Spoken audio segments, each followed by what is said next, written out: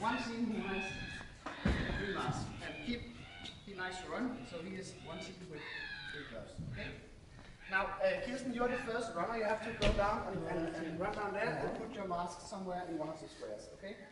Then afterwards, it's Lena's turn. You play your glove, and of course, if one of the groups is free on a row, if you get your 3 gloves here and form a stripe or diagonal, then you're the winner. Men vi løber samtidig, yes? Hvad er det lige, du sagde? One at a time for a start.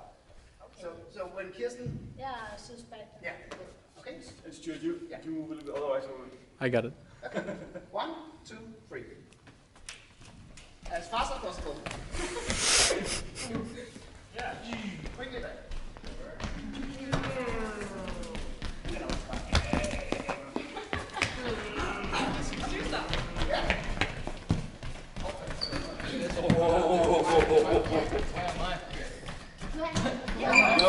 Det er også godt. Det hjælper ikke, det her. Hvis du lægger ind, du starter med at lægge i midten, så er du tabt. Den, der løber først. Nej, vi kører med handsker. Nej.